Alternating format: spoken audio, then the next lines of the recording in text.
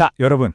우리가 어릴 때부터 교회 주일학교에서 정말 귀가 따갑도록 많이 들었던 이야기 하나 있죠? 마가복음 10장에 나오는 어린아이들을 내게 오게 하라는 바로 그 장면 말입니다. 보통은 이걸 예수님이 아이들을 정말 사랑하셨구나, 우리도 아이들을 아껴야지 하는 훈훈한 도덕적 교훈 정도로만 생각하고 넘어가잖아요. 그런데 혹시 이 본문을 완전히 다른 각도에서 생각해 보신 적 있으신가요? 오늘 함께 살펴볼 이 흥미로운 해설 자료는요, 이 짧고 익숙한 성경 본문 안에 사실 기독교 복음의 가장 핵심적인 구조가 아주 깊숙이 숨겨져 있다고 말합니다. 자, 그럼 바로 한번 파헤쳐 볼까요? 이 자료에서 던지는 아주 뼈 때리는 질문 하나로 시작해 보겠습니다. 여러분, 이 세상에서 어린아이들을 가장 사랑해야 할 곳, 그리고 실제로 가장 환영받아야 할 곳이 어디라고 생각하세요? 10중 8구는 당연히 교회지라고 대접하실 겁니다. 그런데 우리 주일 아침 풍경을 한번 솔직하게 떠올려 보자고요. 아이들이 예배당에서 조금만 칭얼거리거나 바스락거리면 어떻죠? 네, 어른들 예배 집중하는데 방해된다고 조용히 밖으로 내보내지곤 하잖아요. 그리고 우리는 그걸 어른들의 거룩한 예배를 위한 집중이자 아이들이 마음껏 놀게 해주는 배려라고 아주 예쁘게 포장하곤 합니다. 맞아요. 현대 교회들 정말 노력 많이 하죠. 아이들만을 위한 분리된 공간도 멋지게 만들고 그들만의 재밌는 프로그램도 돌리면서 엄청난 공을 들입니다. 그런데 여기서 진짜 아이러니하고 좀 슬픈 결과가 하나 나타납니다. 그렇게 철저하게 분리되어서 우리 나름대로 배려했던 아이들이 정작 훌쩍 커서 어른이 되어서는 본 예배 공동체에 남아있질 않는다는 거예요. 교회를 떠나버리는 거죠. 그러니까 결국 우리의 그 세련된 배려가 오히려 아이들을 공동체 밖으로 밀어내는 결과를 낳았다는 겁니다. 우리 뭔가 처음부터 단단히 잘못 짚은 거 아닐까요? 바로 이 답답한 현실 속에서 우리는 마가복음 10장의 상황을 완전히 새로운 눈으로 다시 봐야 합니다. 사람들이 예수님께 아이들을 데려왔을 때 제자들은 딱 지금의 우리처럼 행동했어요. 질서를 유지하려고 단호하게 아이들을 막아섰죠. 그때 예수님의 반응 어땠을까요? 얘들아, 어른들 말씀하시잖니 조용히 해라 하셨을까요? 아닙니다. 성경을 보면 크게 노하셨다고 나와요. 완전히 화를 내신 거죠. 이게 단순히 아이고 우리 불쌍한 꼬마들 왜 막느냐 하는 차원의 감정적인 화가 아니었어요. 예수님은 지금 복음의 그 뼈대가 되는 본질 자체가 눈앞에서 훼손되는 현장을 보셨기 때문에 크게 분노하셨던 겁니다. 아니 그럼 제자들은 도대체 왜 그렇게까지 아이들을 막아섰던 걸까요? 솔직히 제자들 입장에 빙의해보면 그들이 무슨 큰 악의가 있어서 그랬던 건 절대 아니거든요. 오히려 엄청 합리적이었어요.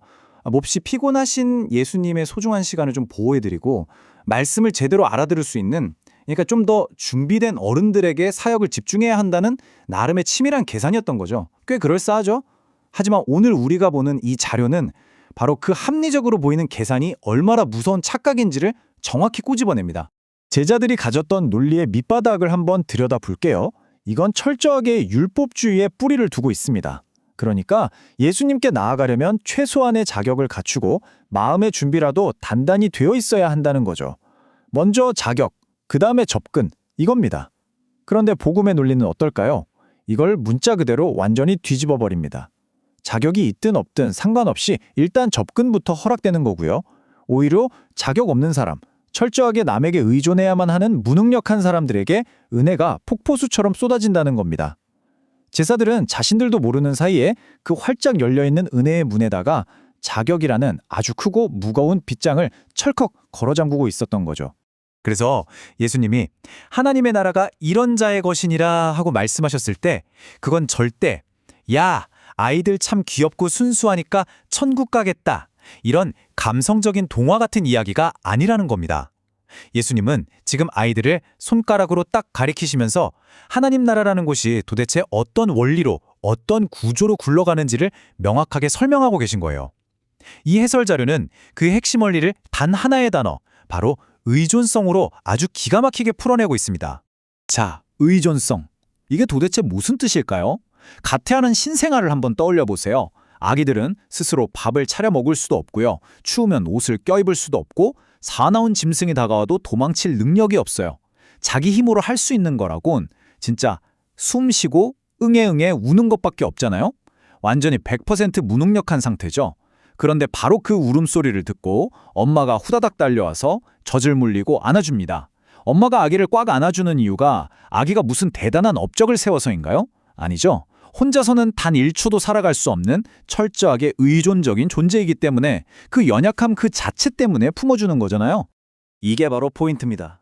하나님 나라는요, 내 힘으로 척척 알아서 잘 사는 소위 자립심 강하고 스펙 좋은 사람들을 위해 지어진 곳이 아니에요.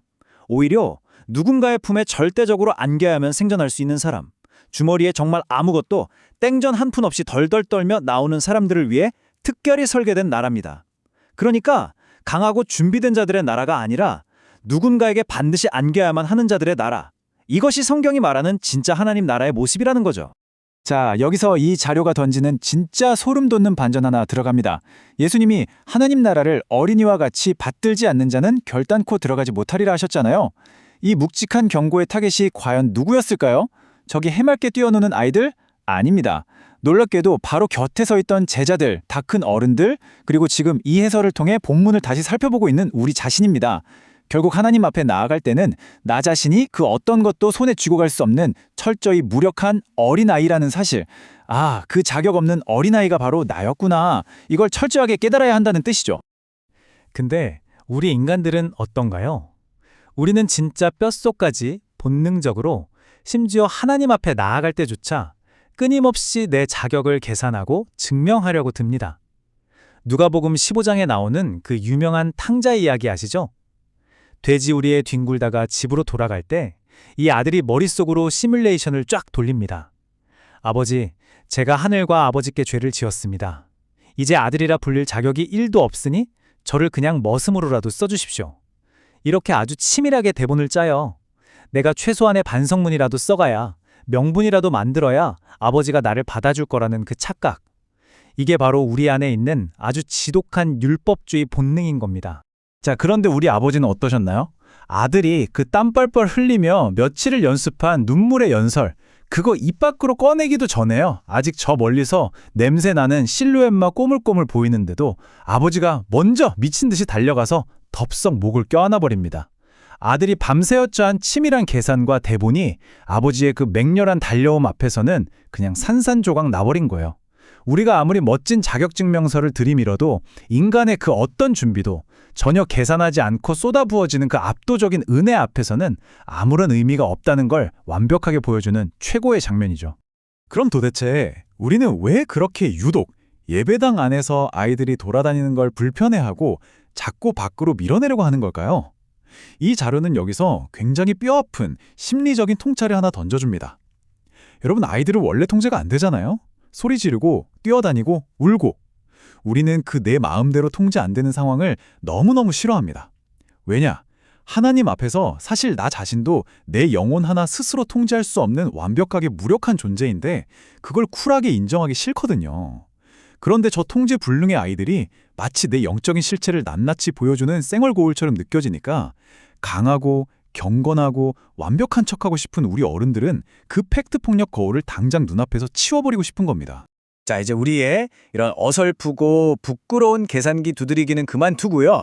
시선을 돌려서 마가복음 본문에서 예수님이 어린 아이들에게 직접 취하셨던 아주 구체적인 3가지 행동에 한번 집중해 볼까요? 16절을 보면 이렇게 나옵니다.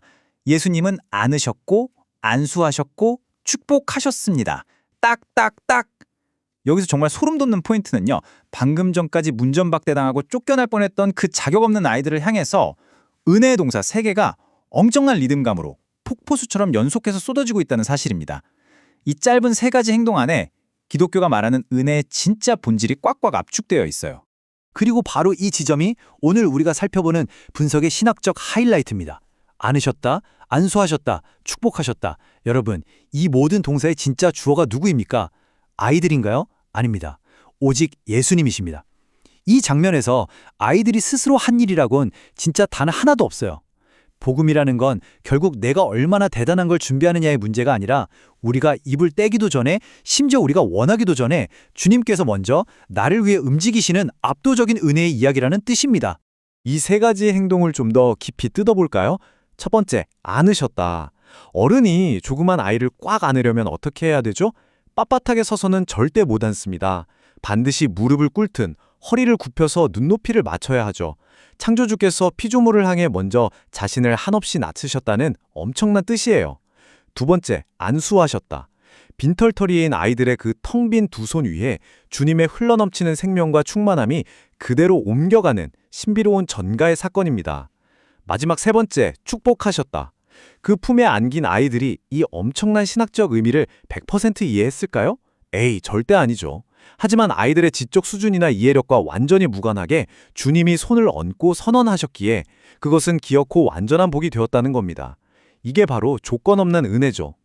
결론적으로 예수님이 어린이를 내게 오는 것을 용납하고 금하지 말라고 하신 건 단순히 애들 쫓아내지 말고 예배당 맨 뒷자리에 좀 관대하게 앉혀둬라 이런 얄팍한 배려의 차원이 결코 아닙니다.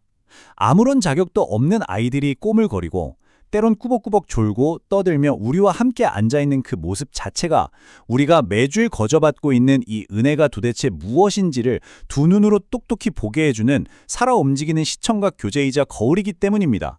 여러분, 제발 그 소중한 은혜의 거울을 밖으로 내보내지 마십시오. 자, 이제 마지막으로 여러분 스스로에게 한번 깊은 질문을 던져보셨으면 좋겠습니다. 혹시 여러분은 지금도 하나님 앞에서 여전히 내 자격을 계산기 두드리듯 따져보고 그럴싸한 변명이나 연설을 준비하면서 어떻게든 좀 괜찮은 척, 강한 척 애쓰고 계시지는 않습니까? 어쩌면 정말 텅 빈 손으로 전적으로 매달려야만 살 수 있는 당신 내면의 그 연약한 어린아이가 하나님 품으로 막 뛰어가는 걸 다름 아닌 다 큰 어른이 되어버린 당신 자신이 꽉 가로막고 있는 건 아닐까요? 오늘 살펴본 내용은 여기까지입니다. 여러분 자신을 되돌아보는 깊이 있는 시간이 되셨기를 바랍니다.